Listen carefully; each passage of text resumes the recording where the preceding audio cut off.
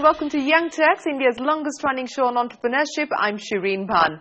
Two words that have been making headlines through the week in India are net neutrality, which basically means that the internet should be an open, unbiased information superhighway which treats all content and app developers as equal. Now, last week, Airtel hit a sore nerve by launching Airtel Zero, an offer that could violate the concept of net neutrality. Online retailer Flipkart had initially signed onto this platform and walked away then after a huge public campaign to support net neutrality.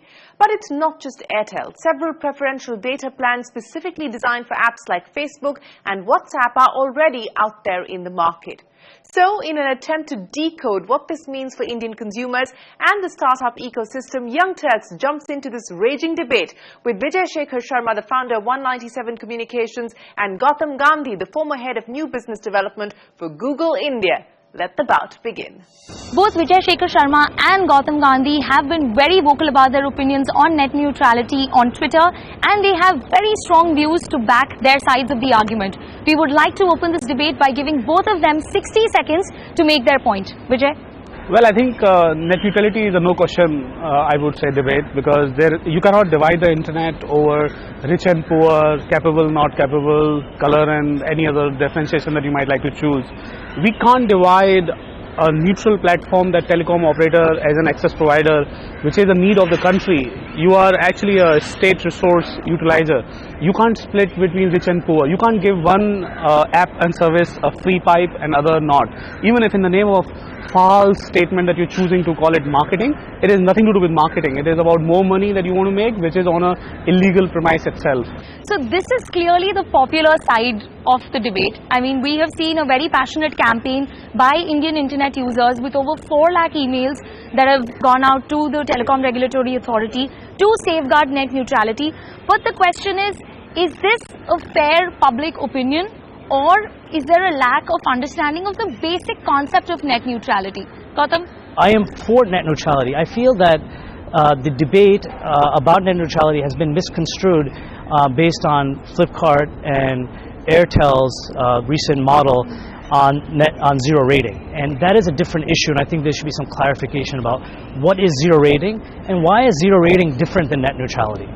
So zero rating basically means allowing someone else to pay or sponsor or make your data toll-free. We have certain phone calls we pay for, and there are businesses who would, if they want, they can have a 1-800 number where the cost of the phone call is borne by the business itself, not by the consumer. This is basically the same analogy, saying the cost of the data will be borne by a third party, either the app company itself or someone else or some other company, and not by the consumer itself. If we're going to ban zero rating, then we should ban 1-800 number. Vijay, would you want to counter what Gautam said? Very simply looked at, a 1-800 number is a business number, but there are no different numbers that people are charging. I can take a bet that today they would stop.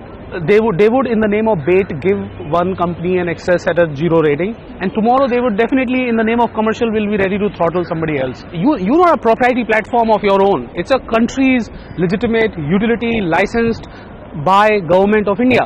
You're not supposed to split it. I would treat it as a bribing the internet. Is it really bribing? Because the other side of the picture is, and that is something we must take into account as well, data penetration in developing countries like India require a lot of infrastructure investment. The government is not doing anything for it. Is it really unfair for telcos to demand that extra charge? See, the thing is, no one's demanding an extra charge. No one's asking to bribe anybody. It's an open platform. We are not restricting content. You want to access any website, you should be allowed to access any website. What I am basically saying is, if someone wants to pay for my charges and make it free for me, why is that illegal? This is like saying open platform is a word. It's an adjective. It's not truly the open. Why? Because it is not an internet. We talked to Airtel. We said, show us what is the plan about, show us what is the commitment about, show us what is the marketing. They didn't even give anything. They just first sent a big document which said that you're going to be locked and you're going to be this. This is not an open platform. Gautam, it's not an open toll-free platform. Twitter does it. Let's just Google does it. Facebook does it. Wikipedia does it.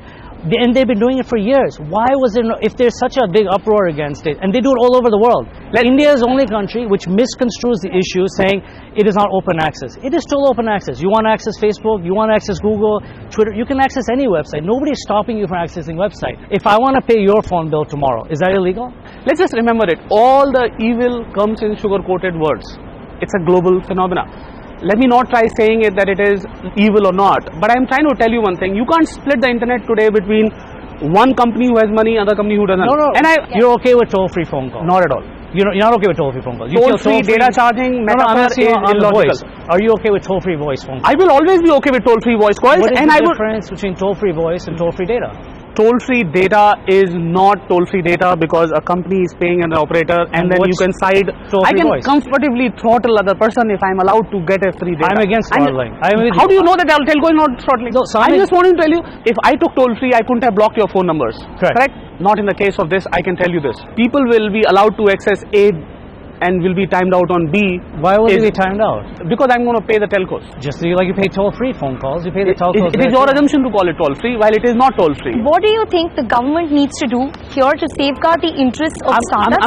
You cannot pressurize just the telcos or Narendra Modi on it. Our Prime Minister has said it the best, and I remember that conversation. Minimalistic governance here is needed. This is truly the place where, number one, there should not be any kind of licensing whatsoever, because this is, while we are talking net neutrality, the TRI consultation paper includes a lot more bomb blast. There's also consideration to have licensing for OTTs that now, includes a lot more. I don't think both of us should not be for at all about government licensing any OTT, correct or not? I agree. There is no doubt about it that it must not happen, it can't happen. We can't be in the country where the apps are licensed. Clearly it's not a black and white situation, and I'm going to take up some wrap-up comments, Vijay. Mobile internet ecosystem has started to build up in this country. It should be treated all equally, and at the same point of time, when we treating everybody equally, then I'm worried about that commercial relationships skew it. Okay, Gautam? Again, I am for net neutrality. I don't believe any content should be restricted. But if somebody wants to pay for my charge, they should be allowed to pay for my charge. The same thing happened in voice. The same thing happened in SMS. There were SMSs that were free. There were like toll-free SMSs, which is from your old business. And the same thing is happening on the internet. If you're going to regulate everything, then you should regulate everything evenly. If you're going to go after Flipkart, you should go after every company and make it a law. And I find it really unfortunate that we're making an example of an Indian company that's made and built here by Indians themselves.